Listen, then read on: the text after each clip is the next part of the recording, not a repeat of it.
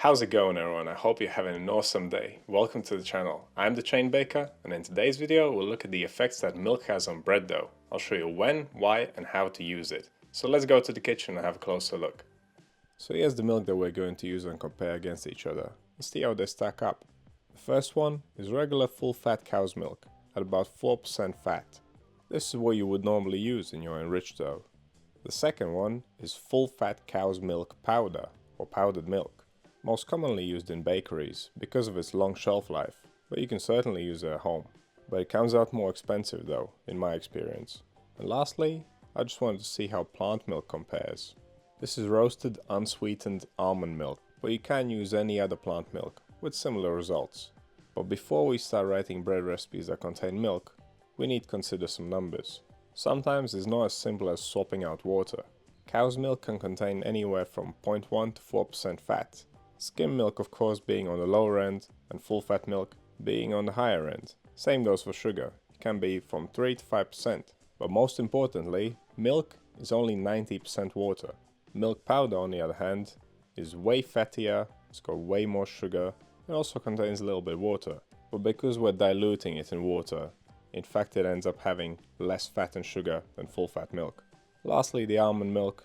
The one I had contains 1.1% fat, 0% sugar, and it's made up of 98% water. So with that out of the way, we'll make 4 breads. One with no milk, just flour, yeast, salt and water. The second one will be made with flour, yeast, salt and full fat milk. Of course we had to raise the amount of milk because it only contains 90% water. Number 3, made with milk powder. This is the same recipe as number 1, but we are adding the milk powder at a 1 to 10 ratio against the water. No adjustments in hydration needed this time. And finally, number 4, the almond milk dough. I increased the amount of almond milk by 1 gram to compensate for the 98% water content. Although I could have just left it, it's no big difference. All the breads will be made exactly the same way.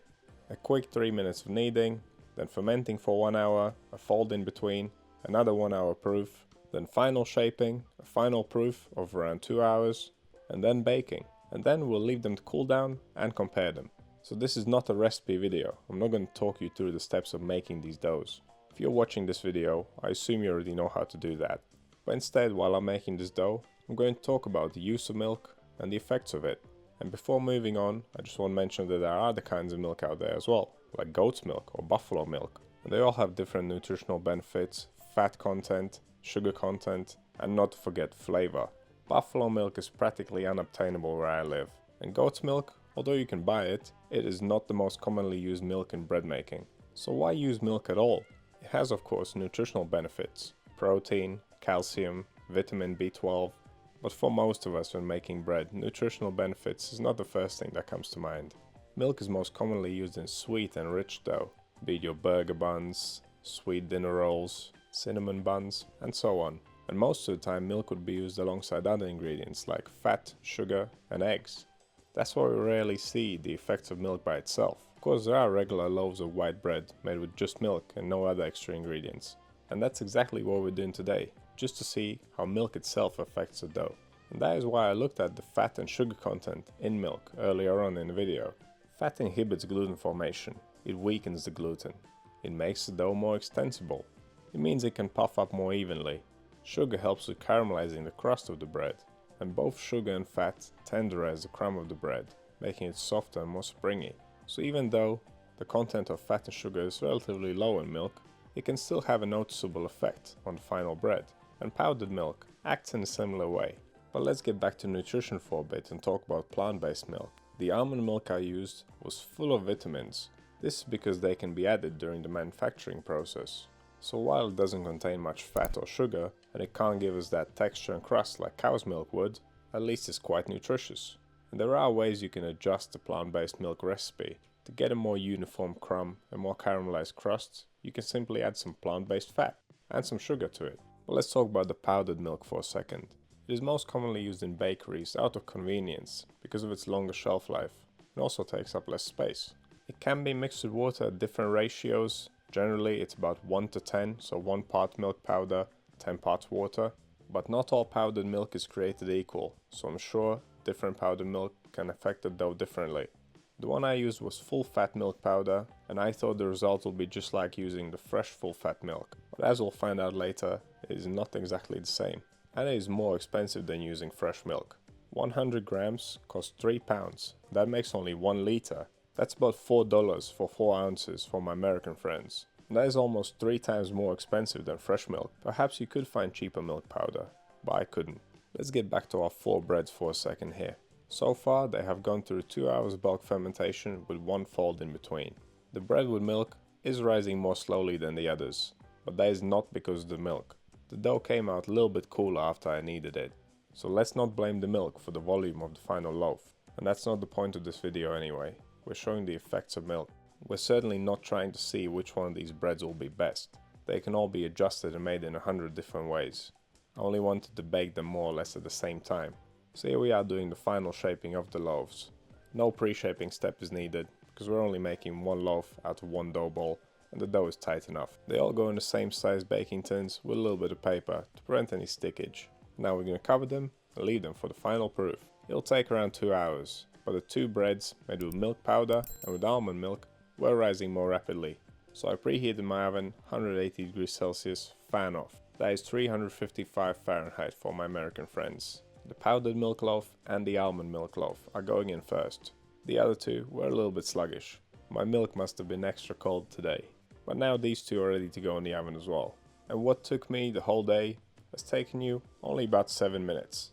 And there we have it. All our breads have been fully baked. And they do look quite different from the top. I'll leave these to cool down for a couple of hours. Then we'll compare them properly. And here they are, our 4 little loaves of white bread. Made without milk, full fat milk, powdered milk and almond milk. And just as I said earlier, the sugars in the milk help with caramelizing the crust. So naturally the fresh milk loaf and the powdered milk loaf were the darkest ones. The bread made with water is our benchmark. It looks exactly how you would expect it to look. An even color, not too dark, and it had a soft crust. Next up, the full fat milk bread. The crust is clearly darker, more caramelized, and it feels a little bit more crispy. The powdered milk loaf also has a darker crust, but it's not as uniformly colored.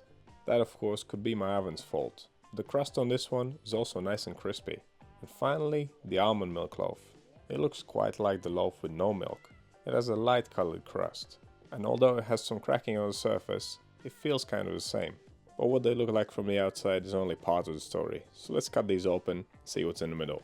Of course we shouldn't be expecting a massive difference between them. Like I said, milk does not alter the bread that much. It's when you use it together with other ingredients like more fat and sugar and perhaps eggs. That's when you really see a difference. The size of these loaves is not different because of the ingredients that we used. It's only due to fermentation. But let's have a closer look at the crumb and do the all-important taste test. The no milk bread is nice and springy and it tastes just like regular white bread. No surprises there. The crumb of the next bread looks clearly different. All the little air pockets are spaced out evenly. This is what we would call a uniform crumb. And milk will do that. That's the kind of crumb you expect in your regular burger bun. And when it comes to taste, it is a little bit sweeter. Next up, the powdered milk loaf. And this has a more irregular crumb. It looks similar to the first loaf, but it does feel more tender. It tastes a little bit sweeter, and it has more of a milky taste, a milky smell as well. And that is because the milk powder itself smells stronger and tastes stronger. It's still kind of concentrated, even though we diluted it in water. But saying that, the flavor is by no means strong, it's very faint. Finally, the almond milk loaf. The crumb feels and looks quite like the one made with milk powder, and it does not taste of almonds at all. So what's the verdict here? Milk by itself does not make a massive difference, but you can tell it apart. It makes for a more uniform crumb, but saying that, there are other methods of achieving this. When it comes to dairy milk, I think using fresh milk is the best option, and plant milk is a great alternative for people who don't eat dairy. So do you use milk in bread making? What's your favorite milk dough recipe? Let me know down in the comments. If you want to see more videos like this, click right here. Subscribe to the channel, click over here. Thank you for watching, and I'll see you in the next one.